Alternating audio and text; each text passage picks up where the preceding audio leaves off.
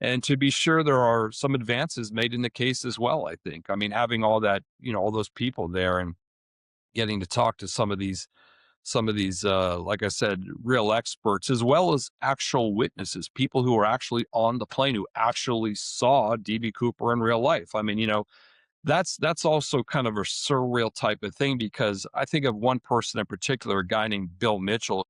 At the time of the skyjacking, he was 20 years old. He was a 20-year-old college student in Oregon. He actually sat in the very back row of the jet with DB Cooper just across the aisle. They were the only two people in the back row there. And he sized DB Cooper up a lot. He observed him quite a bit because Cooper was communicating with the flight attendant, what have you. But it's very interesting to have a conversation with Bill and to realize that he actually saw DB Cooper. He actually saw the real guy, or, in our minds, those of us, at this point in time who are just involved, we think of a sketch and we think of grainy black and white footage from 1971, and it's hard to realize, it's easy to lose sight of the fact that this thing actually happened. This isn't Bigfoot. This isn't a Loch Ness monster. It's not a UFO conversation. This is a real event. This really happened. This was a real guy who really did this thing and really got away. He was somebody, even though he's completely enigmatic at this point in time. How many of the people, do you know this? How many of this people that, have been theorized to be DB Cooper over the years, has there been any of them where where the, the flight attendants or the pilots, whoever looked at okay, how about this guy? How about this guy? Have there been any kind of like, yeah, that could be the guy? Or has it always been like, nah, that's not him? Sure, sure. There have been a few where I'm like, yeah, that guy resembles what I recall DB Cooper being like. So there have been a few people like that. One of whom I believe was Sheridan Peterson as well, for various reasons. But as you noted, DB Cooper was wearing sunglasses, and when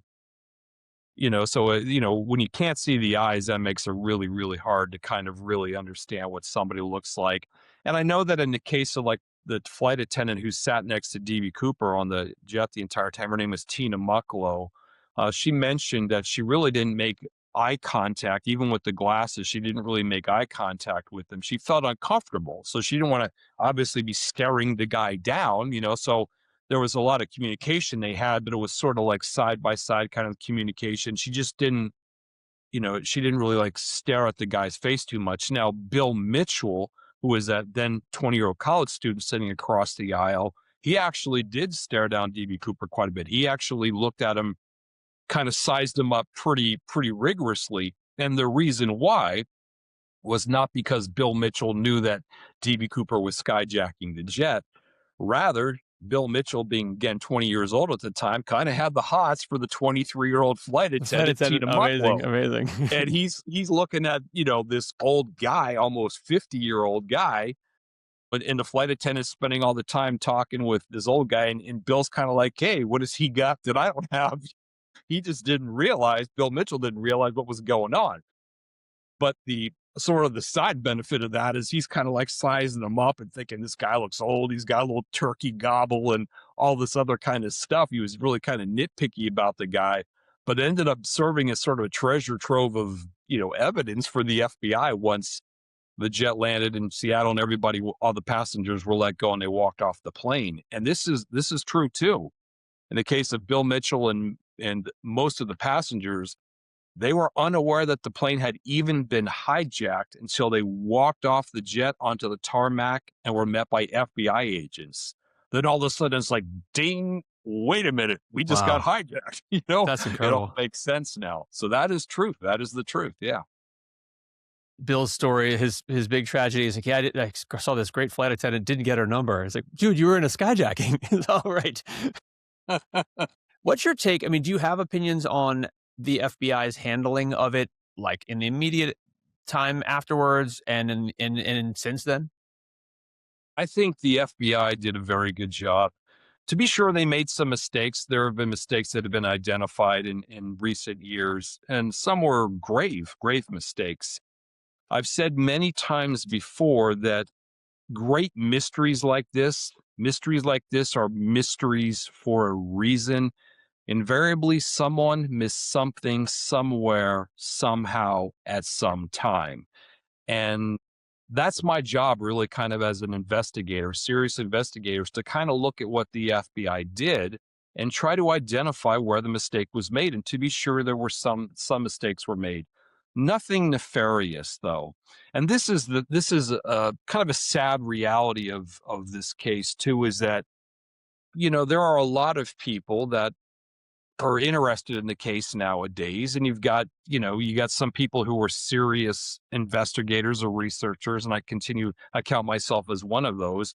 But then you've also got people that are kind of like, they're kind of like suspect peddlers. In other words, they latch on to somebody that they want to believe was DB Cooper, and they just simply are not willing to let go, even though the evidence, you can just stack up the evidence around these people and say it just doesn't match. But a common thread among a lot of these people is that it was some sort of FBI cover up, FBI conspiracy. The guy was a Green Beret and he knew national secrets, and they didn't want to, have him talking in prison. I mean, there's always some story that goes along with it, which is unfortunate because the FBI, it's like I said before, these are the guys that wear the white hats. These are the good guys. So to be sure, they're not infallible, but I have to say on measure, they did a pretty darn good job and a pretty thorough job. Now, if there's one bit of criticism that I could level at the FBI, it would be where things are today, the way the FBI operates today. Specifically, I have tried to get access to that skinny black clip-on tie that we were talking about, because I believe there's one area of the tie that may actually hold a DNA profile, an uncontaminated DNA profile for DB Cooper. And this isn't just me saying it, this is also a DNA forensics expert also saying this.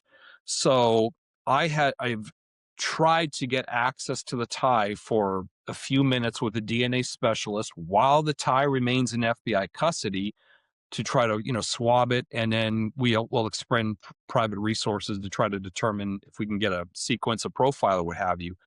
And up to this point, the FBI has been unwilling to play ball.